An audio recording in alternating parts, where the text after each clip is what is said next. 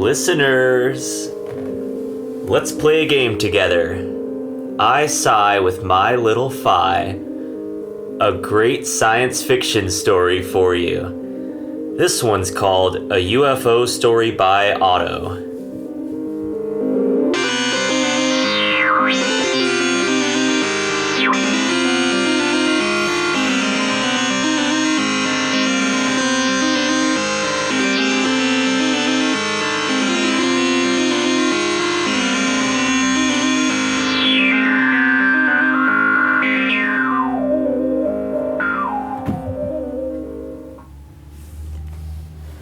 Look it, I'm telling you, look, it's clear as day.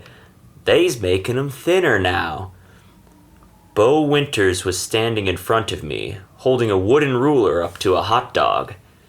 He closed one eye and held the hot dog up, peering at the end of it through thick, smudged glasses. The ruler he passed to me, which I managed to slip into the clutter on the kitchen counter. Fascinating, I said, with all the dryness of the dusty riverbed I drove over on my way to the farmhouse. Fish skeletons, I thought as my sedan crawled over the bridge, are some of the easiest bones to see laying about. It almost seems natural to pass by a rotting carcass of a somehow recently deceased yet unidentifiable fish now and again. Passing a dead fish is like seeing a minor car accident. You might gawk and point, but don't think a thing of it after it's out of your line of sight. We were standing in an old, dusty kitchen, with dishes in the sink and sunflowers on the curtains in the window. The door leading up to the veranda had a ripped screen, and flies were helping themselves to the easily accessed room. This kitchen was the sort that flies would dream about if flies could comprehend something as grand and bountiful as a kitchen. How about we get some fresh air, Mr. Winters? Perhaps you can show me to the location of your encounter. Sure thing, young lady, he said through a bite of his lunch. I led the way out, holding the door open for him as a means of command. He wiped his hands on his overalls before trudging his short, bowed legs out to the porch. What did you say your name was again? I explained for the third time that my name was Agent Delia Waller. I was here on behalf of the FBI, and that this was an urgent matter and to please try to focus. Of course, none of this was true. I did not tell him that my real name was Mary Ann Reed. I was a member of the Paranormal Club at the University of Missoula, and that no stakes besides a good report and bragging rights were at hand. The club had first seen Bo as a picture in the newspaper under a title on a page far from the headlines reading, Man Sees Flying Saucer. There he was smiling in black and white, slightly hunched, holding one hand behind his back. His other hand held up a near childish drawing of what can only be called an extremely generic UFO. A gray upside-down pie tin shape, circles on the side unknown in the grittiness of the photograph to be lights or windows. Beneath the shape was a triangle, slightly shaded, and a stick figure approximation of someone inside the triangle, halfway between the flying pie tin and the straight line representing the ground, which was possibly drawn with the help of the same ruler I had just handled in his kitchen. No way is this old man serious, he's just lonely or senile, or both, said Vice President of the club Sarah Lynn. But it was Saturday, I was bored, and there hadn't been a UFO sighting in Montana since I had joined the club. So I found his name in the phone book, reached him after some effort, and made plans to meet the next afternoon at home. Say, do you want to see my bird feeders? I done filled them up this morning, and there's been a real purty blue jay here the last few days, he said, ignoring everything I had just told him and starting to head for the front yard. I politely but sternly turned him around and started walking him toward the barn, trying to make small talk about anything besides something he wanted to talk about. I hated the way this man talked.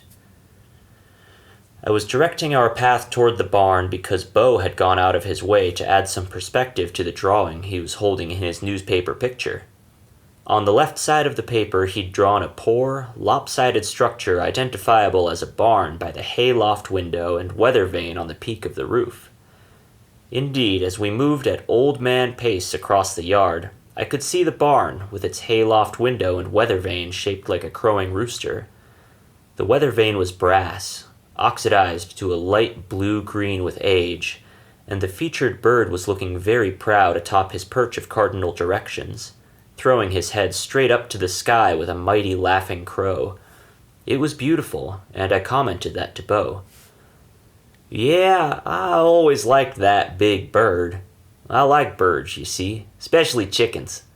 My daddy's daddy put up that vane there on account of the chickens we used to raise. We always been a bird farm. Say, you know why the chicken crossed the road?" Before I could give a grim answer, he doubled over into a fit of coughing, hacking laughter. I did not do the same. As we rounded the side of the barn, I left Bo behind and walked ahead. I didn't get far before I had company again. 2 crosses, constructed of reused, sun-bleached fence posts and obviously hammered into the dirt long ago, stood in the field behind the barn. I could make out the engravings upon their faces from where I stood. On the left, one marked as Daddy, and to its right was Papaw. "Guess you done found my family," said Bo from behind me, arriving with more subtlety than I thought possible from him. "Yeah, they been gone a long time. Maybe not dead, mind you. I just made up them gravestones in case they is dead, and then they souls can rest. And if they livin', no harm done." "Where did they go?" I asked, turning to face him. "Well, I reckon I rightly don't know. Just up and gone, each of 'em. Papaw left when I was but a youngster still, and Daddy didn't tell me much nothin' of it. Daddy left a few years after Papaw," he explained. I told him that I was sorry to hear of his loss, and he was about to open his leathery, whisker-encircled mouth when he stopped. Because he saw it. And then I turned and saw it too. It was not unfamiliar. It was shaped like an upturned pie tin. I could see that there were, in fact, windows along its curved side. I marveled. It was sleek. It was silent. It was huge and foreboding and beautiful. And then it was over us. A blue light washed down from a point in the center of the disk's shiny, almost mirror-finish bottom. It enveloped us, and as I watched, Bo hovered, and then floated, and then rose. He was mid-air, above my head by 15 feet, and I wasn't thinking about anything at that moment besides the old man in the air. He was looking up, craning his neck, and I couldn't see his face, but from his body language I knew it carried a calm expression. By the time I thought to move my feet, I found that I was hovering too, and then rising underneath Bo, rising towards a circle of a doorway, slowly opening in the base of the flying saucer. He was feet away from it. Then his head cleared the doorway, and I watched his slim, ancient form slipping upwards into the belly of this enigma of a machine. And as his loafers lifted up and cleared the lip of the doorway into what I now saw was a room bathed in green light, I was just close enough to hear him utter one last word. "Papaw?" The door slammed shut. The blue light shut off. I remember falling. I remember a split second of panic, and as every neuron in my mind and nerve in my body sounded an alarm. I remember landing. A head of a rooster, laughing towards the sky, protruded from my stomach. I had been saved from falling from a surely fatal height by landing on the peak of the barn and been scorned by the Winter family's pride in their work. My blood ran down the shingles, matching the red of the barnwood underneath. The rooster in my stomach seemed to be looking at the flying saucer, and my eye was drawn as well. It flashed a bright, quick, almost happy flash, and it started moving upwards impossibly higher still until I lost sight of it. And as I slipped into the unconsciousness, looking at the clear skies, my last thought was that one chicken had come home to roost.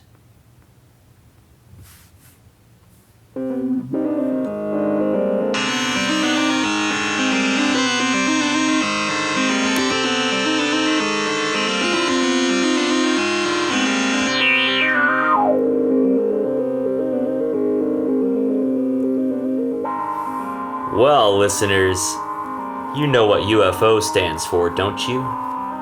Ultra frightening object, if I remember right. Remember, keep your eyes to the skies for visitors, and keep your ears to the ground for the next story on Otto's Odd Tales.